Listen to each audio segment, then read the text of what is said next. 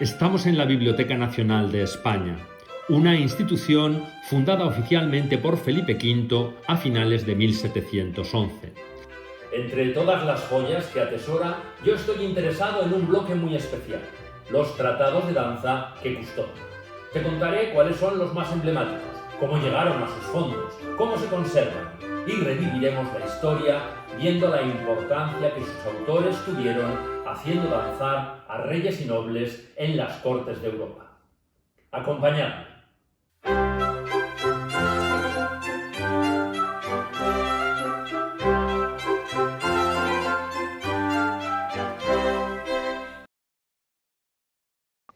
Como os decía en el capítulo anterior, la influencia del estilo italiano en las cortes de Europa durante el siglo XVI y la popularidad de la danza debería haber estimulado la publicación de tratados de danza en España en el siglo XVII. Pero no fue así. ¿Cuál fue la razón? En nuestro país, desgraciadamente, se conservan o se han descubierto muy pocos tratados. Distintos son los factores que provocaron este páramo editorial.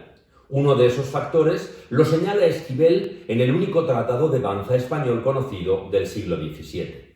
Lo ocupados que estaban los maestros de danza y su falta de preparación para una tarea tan compleja como escribir un tratado similar a los italianos, que eran bien conocidos en el país. Otro factor podría ser el de la prohibición de las publicaciones que podían difundir ideas políticas o religiosas contrarias al poder establecido, o bien no ser de utilidad para la sociedad según las leyes vigentes de la censura y expurgación de libros.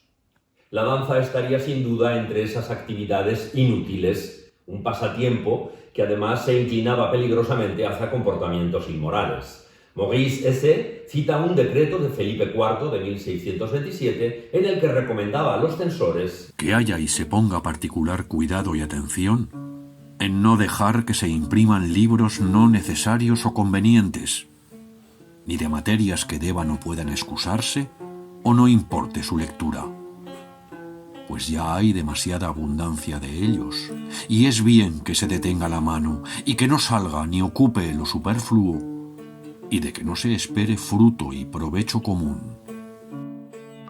Sea cual sea la razón, lo cierto es que solo conocemos 5 fuentes sobre danza de finales del siglo XVI y del siglo XVII, 3 de ellas en la Biblioteca Nacional de España. Tal vez en un futuro nos sorprenda el hallazgo de alguno de estos tesoros perdidos en las estanterías de alguna biblioteca pública o privada, como sucedió no hace mucho con el tratado de Nicolás Rodrigo Novelli. La fuente documental más antigua, conocida hasta ahora con instrucciones para bailar, es un manuscrito del siglo XVI con el título de Reglas del danzar, aunque se puede mal aprender por solo leer, custodiado en la Real Academia de la Historia de Madrid. El otro es un manuscrito de un solo folio con una inscripción con el nombre de Jatot Tarragó, posiblemente su autor. La Biblioteca Nacional de España posee 3 de esas escasas joyas documentales: el texto impreso del sevillano Esquivel Navarro, copias manuscritas del libro de danzar de Baltasar Rojas Pantoja, compuesto por el maestro Juan Antonio Jaque, y unas pocas páginas también manuscritas con la descripción de una jácara anónima. En España contamos con antecedentes también anteriores al siglo XVIII, del siglo XVII, como pueden ser el primer tratado español, el Tratado de Esquivel, que se imprimió en Sevilla. Este ejemplar no procede de la colección primigenia ni de la Biblioteca Real ni de los inicios de la Biblioteca Nacional de España a finales del siglo XIX, sino que se adquirió, una de las formas de adquisición de la Biblioteca Nacional es también la compra, en los años 70. En cambio, de Juan Antonio Jaque conservamos 3 copias de este tratado que pertenecieron a Gayangos y a Francisco Asenjo Barbieri. El tratado de danza, escrito por Juan de Esquivel Navarro y publicado en Sevilla en 1642, se titula Discursos sobre el arte del danzado y sus excelencias y primer origen, reprobando las acciones deshonestas. El mismo título nos da la clave para entender que su estructura sigue algunas de las pautas editoriales de los tratados italianos que vimos en el capítulo 1 de la serie.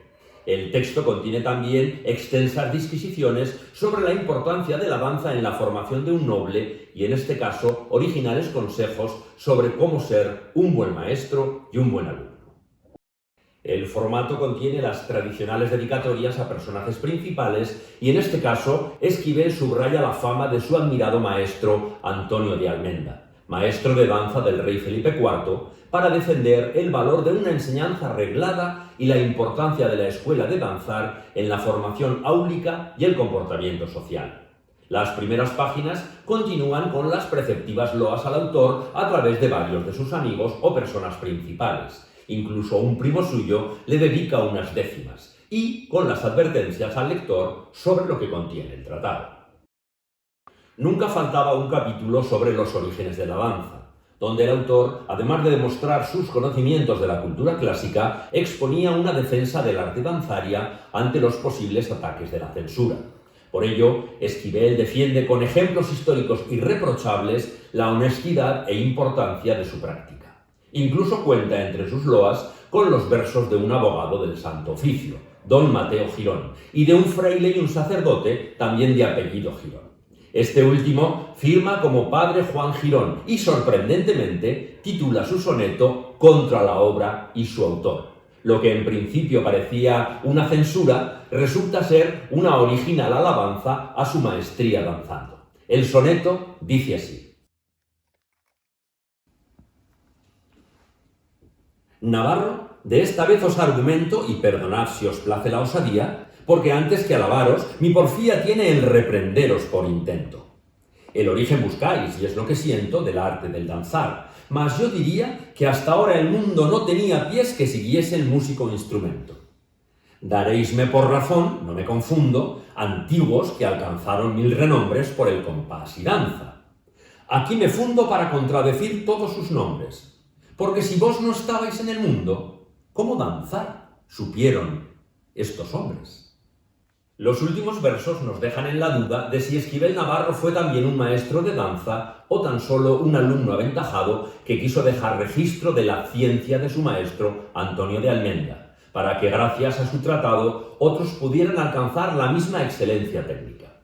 Esta duda ha creado alguna controversia entre los estudiosos, pero una frase de su propio tratado nos lo aclara. En las últimas líneas de la sección donde describe con qué pie se comienza la danza, escribe: Y si yo hubiera de ser maestro, solo innovar a los demás en enseñar estos desechos. Lo que sí deja claro el soneto es la erudición demostrada por Esquivel al nombrar en su tratado a Teseo, Pirro, Homero o Alexandro de Alexandro, un escritor y jurista italiano del siglo XV, autor de un libro famosísimo por su erudición, de título Días Geniales. Esquivel Navarro aporta las teorías y anécdotas de teólogos, filósofos y humanistas, y cita hasta la Biblia en su defensa de la danza, pero no de cualquier tipo de danza, sino de la que es una imitación de la numerosa armonía que las esferas celestes, luceros y estrellas fijas y errantes traen en concertado movimiento entre sí. Tras los consabidos prolegómenos, entra en materia y dedica íntegramente su segundo capítulo a la descripción de 28 pasos de danza, con el siguiente comentario. Los movimientos del danzado son 5, los mismos que los de las armas, que son estos: accidentales, extraños, transversales, violentos y naturales. De estos 5 movimientos nacen las cosas de que se componen las mudanzas, que son pasos, floretas, saltos al lado, saltos en vuelta, encajes, campanelas de compás mayor. Tom Puey, maestro de esgrima histórica, nos habla de esa relación de las armas y la danza. Esquivel nombra en su tratado los movimientos que dice que son propios de las armas, que son el accidental, el extraño, el violento y el natural, pero menciona, sin embargo, el movimiento transversal. En la verdadera destreza, que es la escuela de las armas en ese momento más pujante dentro de lo que son los reinos hispánicos, los transversales no son exactamente movimientos, sino que son compases, que es lo que nos desplazan al diestro por las líneas del suelo, por los diferentes rumbos que puede tomar. Es decir, que los movimientos accidentales serían los pasos de avance, los extraños, los pasos hacia atrás, los violentos, los saltos y movimientos hacia arriba, los naturales, los movimientos por lo bajo, y los transversales, los que se desplazan lateralmente. Los tratados de esgrima de la época contenían muchos grabados para explicar las trayectorias de los movimientos reglados y usaban la geometría y las matemáticas para su mejor comprensión. Tom Quayle nos explica los movimientos del bailarín siguiendo la comparación que hace Esquivel con las armas en su capítulo 2 sobre una gráfica de los círculos de los compases, que son las direcciones que guían los movimientos de los esgrimistas. Este es un diagrama de Luis Pacheco de Narváez, de su libro Grandezas de la Espada de 1600, en el que podemos ver el espacio en el que se van a mover los dos contendientes, el círculo común que podemos ver aquí. En él podemos ver cómo los movimientos se podrían corresponder con lo que nos indica Esquivel, los movimientos accidentales por la línea del diámetro, los extraños por la línea del diámetro hacia atrás o los transversales por los dos lados del cuadrado inscrito dentro de la circunferencia. Pero estas no son las únicas similitudes que relacionan las armas con la danza. El único grabado del Tratado de Esquivel explica la posición del alumno frente al maestro. Y este esquema tiene muchas similitudes con la planta del esgrimista antes o después de algunos movimientos. Esquivel, en su prólogo al lector, subraya la importancia de los ejercicios honestos que debe ejercitar un noble. También advierte a los futuros alumnos de los maestros sin ciencia, los que sin el trabajo, la dedicación y el esfuerzo necesarios tienen la osadía de enseñar, echando a perder todo cuanto viene a sus manos. De la misma forma, los maestros de la verdadera destreza luchan porque su habilidad sea reconocida como ciencia y valorada en su dimensión moral. El primer autor que trata de lo que va a llamar la destreza de las armas, y en su caso la verdadera destreza de las armas, Jerónimo Sánchez de Carranza, en 1569, aunque ese tratado de la filosofía de las armas se va a publicar en 1582, muestra una preocupación muy elevada por crear, más que crear, llevar lo que había sido un arte mecánica, que es la enseñanza de las armas, a la categoría de ciencia. En su caso no es porque él sea un profesor, sino porque considera que es algo necesario para las aptitudes del caballero cristiano. Su continuador en esta escuela, que va a ser Luis Pacheco de Narváez, con su primer libro Grandezas de la Espada en 1600, y posteriormente en todos los que va a escribir, intenta llevarlo todavía más allá, porque él sí se va a dedicar a enseñar esgrima, va a ser el maestro de Felipe IV y posteriormente va a alcanzar el título de maestro mayor de los reinos, del reino de Castilla y de los reinos hispánicos. En su caso, la preocupación es porque quiere una consideración social, quiere que los maestros de la destreza de las armas, no de esgrima, que es un término que en la época está mal considerado como la parte lúdica y no seria del arte de la ciencia, quiere que eso tenga una consideración muy elevada dentro de la sociedad. Entonces trabaja mucho porque se llame ciencia y para eso utiliza filosofía, pero sobre todo geometría y matemáticas.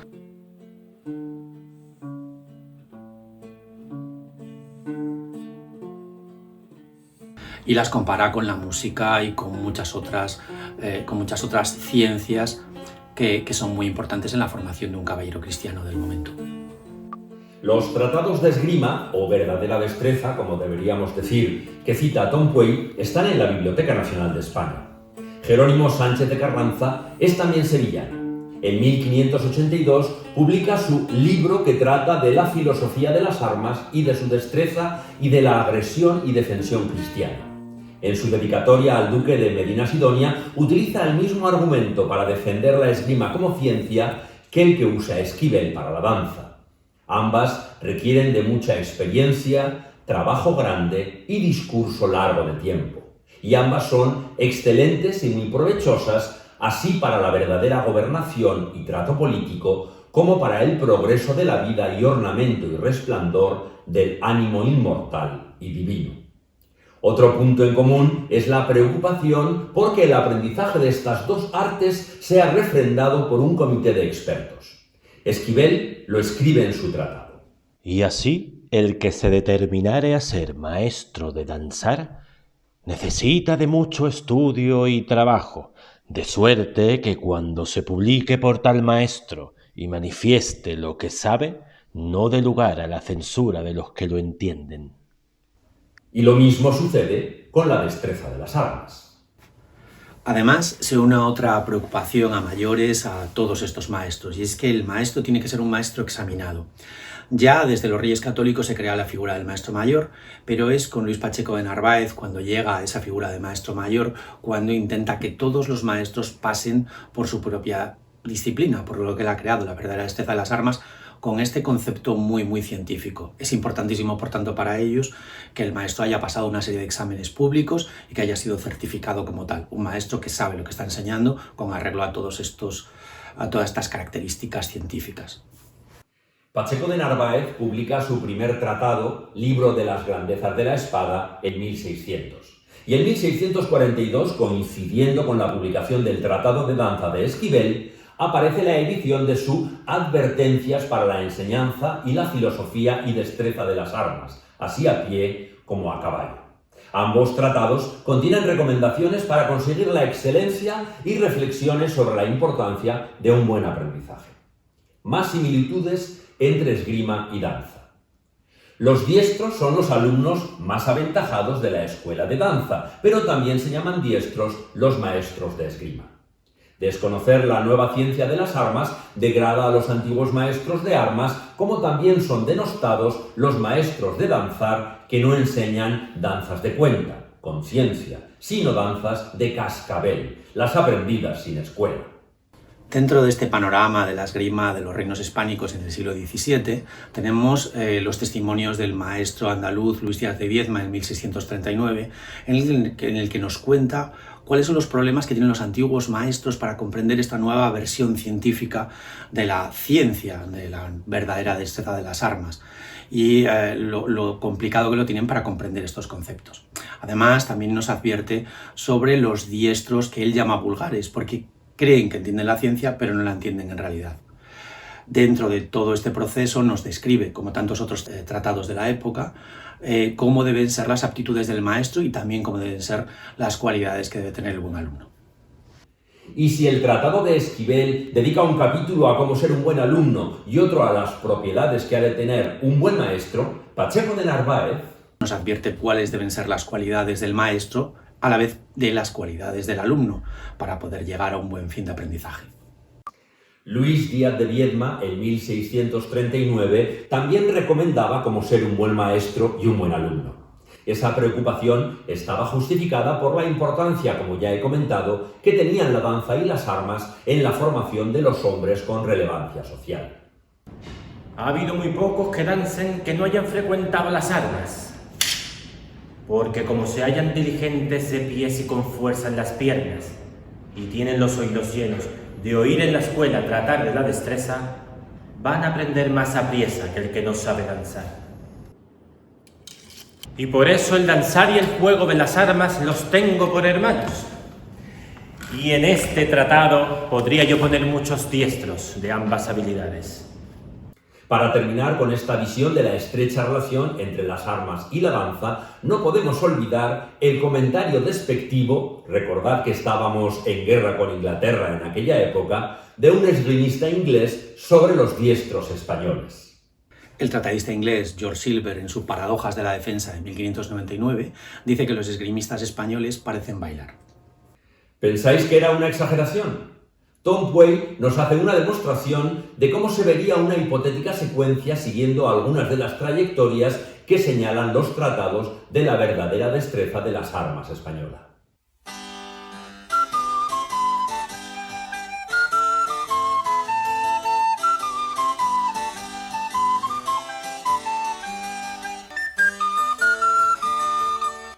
Una bonita secuencia de danza con los pies, aunque George Silva usase ese símil para desprestigiar a los diestros españoles, como también hace en su tratado con los italianos, ya que el término paradoja de su título sería equivalente a herejía, es decir, herejía de la danza. Volvamos a discursos sobre el arte del danzado de Esquivel. Resumiendo, el tratado no solo se dedica a describir los pasos.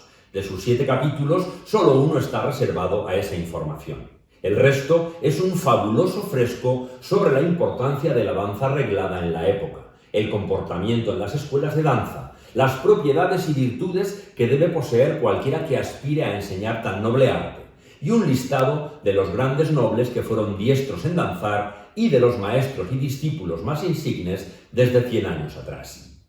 Este fresco de la vida cotidiana del siglo XVII español se vislumbra por muchas de las anotaciones que Esquivel nos regala. Sobre los dobles, un paso que aparece bajo distintos nombres en tratados franceses e italianos, asevera: los dobles han de hacerse de la misma manera que se va paseando por la calle, sin contonearse, ni abrirse de piernas, ni hacer garabatos con ellas. Y esta calidad tienen todos los pasos del danzado.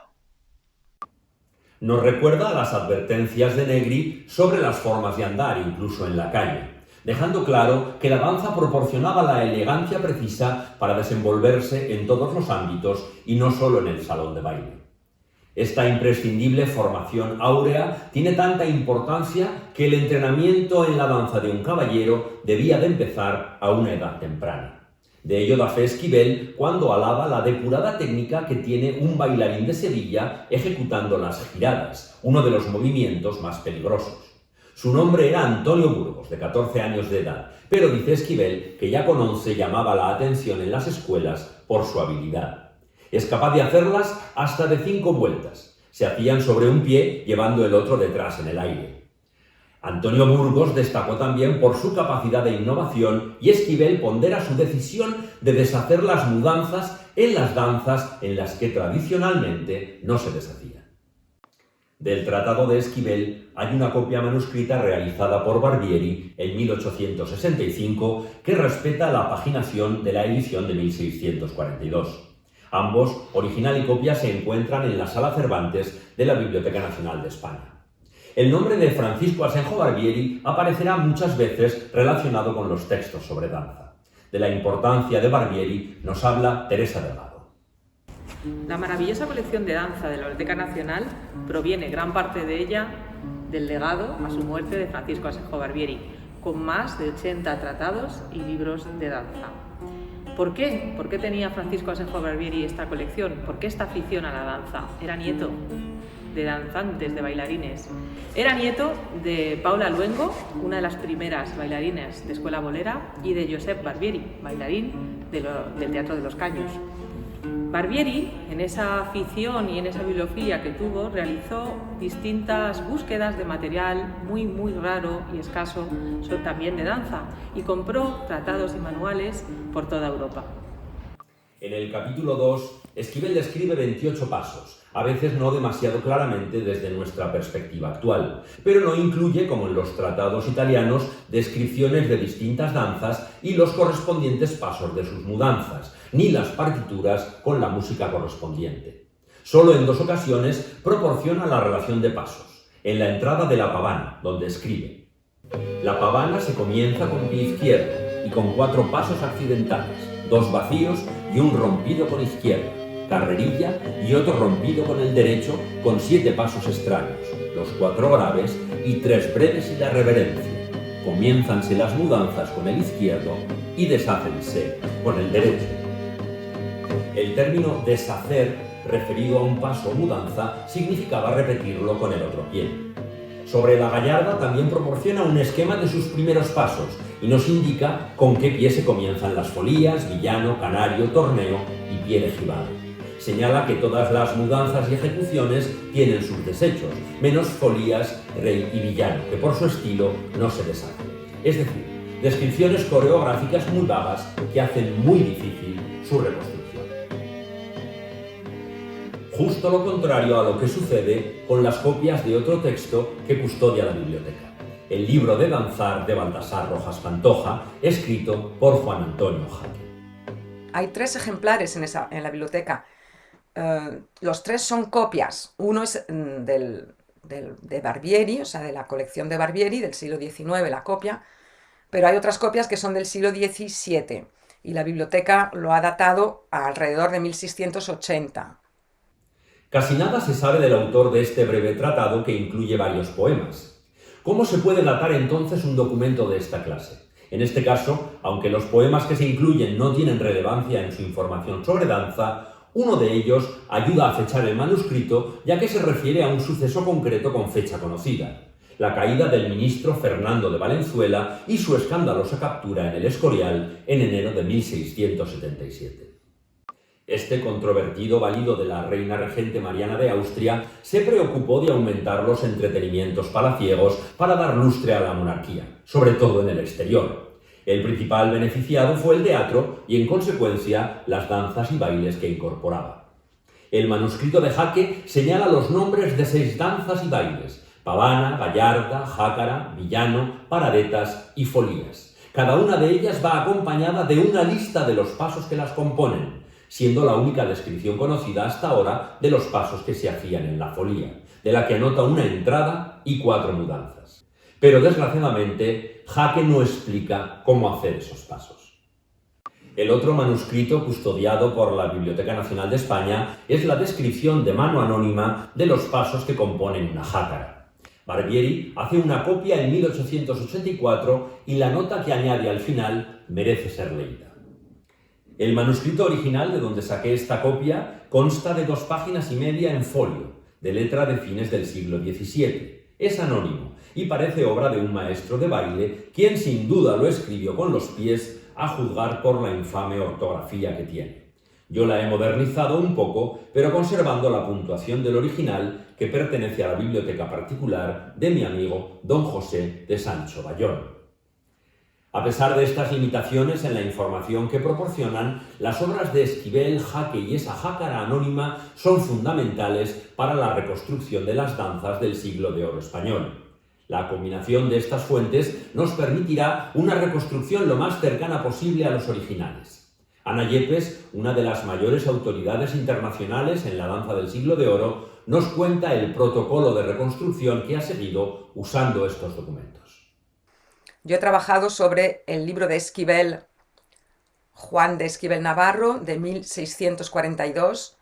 Él no era maestro de danzar como tal, pero como alumno diestro que era, pues se dedicó a escribir los pasos, los describía uno por uno y lo hacía como podía, a veces claramente y otras para nada. Queda el pie en el aire y uno no sabe muy bien si hay que cambiar de pie o no, porque pone muchos temas alrededor del tema principal. O sea que hay un desvío de información y no se acaba de saber del todo cómo hacer ciertos pasos. Pero hay mucha información. Pero claro, con una serie de descripciones de pasos no tenemos bastante para reconstituir danzas. En este primer libro no hay música ni hay tampoco ejemplos de danzas, solo pasos descritos y relación con las escuelas. Jaque, no sabemos si es su nombre realmente, aunque pone Juan Antonio Jaque, pero no se sabe si es su nombre o un apodo. Este libro describe danzas. Muy bien podría ser notas manuscritas, que son manuscritas. No tenemos el original, tenemos copias, como digo. Una de ellas de Gayangos, otra de Barbieri, y nosotros usamos la de Gayangos, y otra tercera. Y de hecho en las copias, la de Gayangos, que es la más antigua, que es sobre la que me baso yo más, tiene una escritura muy torcida, y cuando llega, por ejemplo, al título de folías, y la S lo hace así raro, y otra persona que ha leído esto ha transcrito foliado. O sea que hay un poco de problemas a nivel de la escritura, pero ahí por lo menos nos encontramos danzas descritas con los pasos que ha explicado Esquivel, y ahí ya podemos deducir algunas dudas que nos han quedado. ¿Se cambia de pie o no? Pues sí, se cambia. Ah, vale. Uno del derecho, uno del izquierdo ya va diciendo de qué pie hacer las cosas, y describe por tanto mudanzas, es decir, series de pasos o variaciones coreográficas.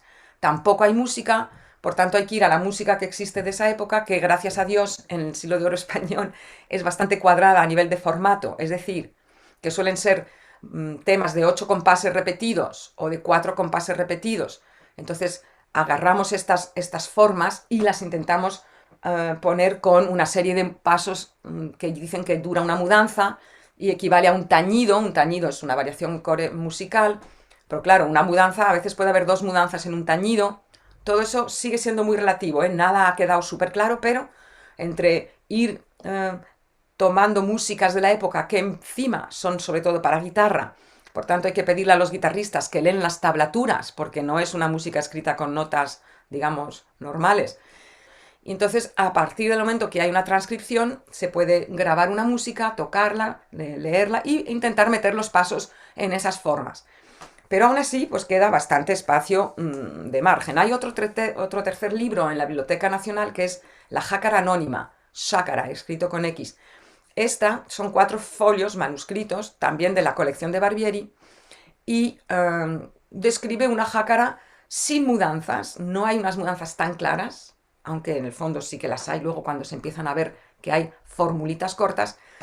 No se parece a las mismas jácaras que tenemos, por otra parte, que es que hay otros libros que no están en la Biblioteca Nacional que nos dan también jácaras, pero en la Biblioteca Nacional está el de Jaque. Jaque tiene una jácara. Esta jácara es un poco distinta de las otras jácaras que también hay, y por tanto consideramos que es más tardía. Y tampoco hay fecha. La Biblioteca Nacional también la ha fechado hacia 1680 por la escritura.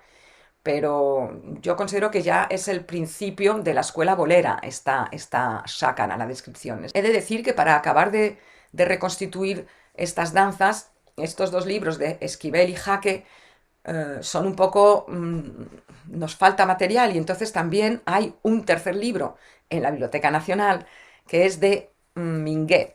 Minguet escribe sobre la danza francesa sobre todo, pero añade estos capítulos sobre la danza española.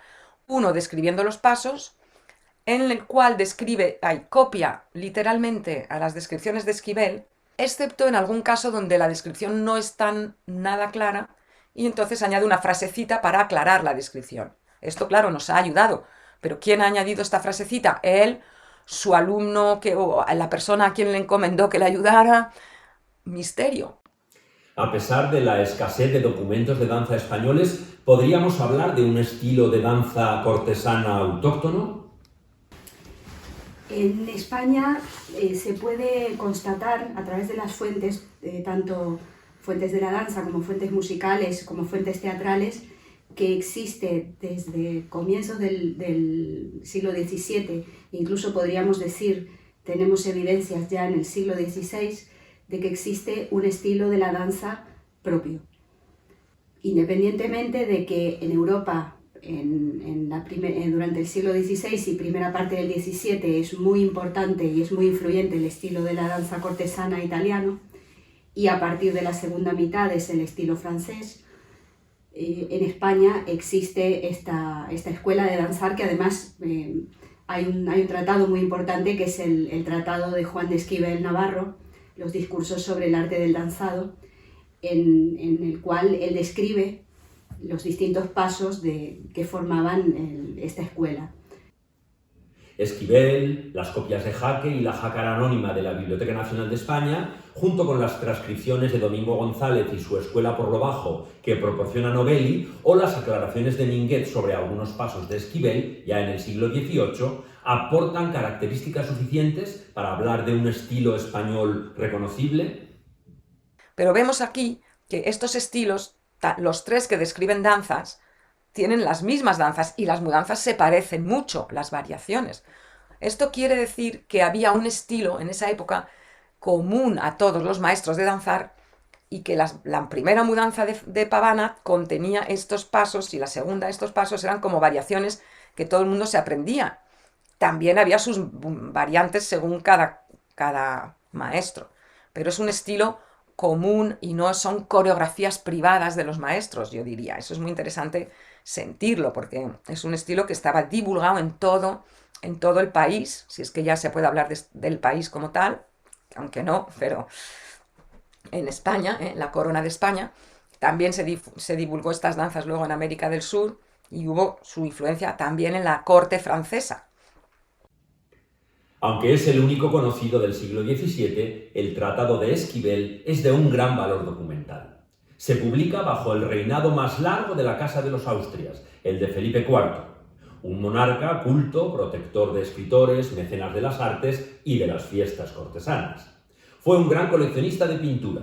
Bajo su reinado protegió a Velázquez durante décadas, y muchos de los cuadros de su colección son ahora algunas de las joyas del Museo del Prado. Construyó el Palacio del Buen Retiro como segunda residencia, donde celebraba distintos festejos en sus plazas. Fue muy aficionado a las fiestas y al teatro, donde conoció a La Calderona, la famosa actriz de la época María Inés Calderón, con la que tuvo un hijo, Juan José de Austria, de notable importancia histórica a pesar de su bastardía. Pero mientras en los salones de la corte se disfrutaba de la danza con sello español, las crisis financieras y la escasa popularidad de Felipe IV arrastraron su reinado a lo inevitable. El poder ejercido por España hasta entonces cedió ante la pujanza de la figura de Luis XIV en Francia, con una corte que también reflejaría su dominio a través de la danza y su enorme influencia en el estilo coreográfico europeo. Como veremos en el siguiente capítulo, a través de este viaje bibliográfico por los fondos de la Biblioteca Nacional de España.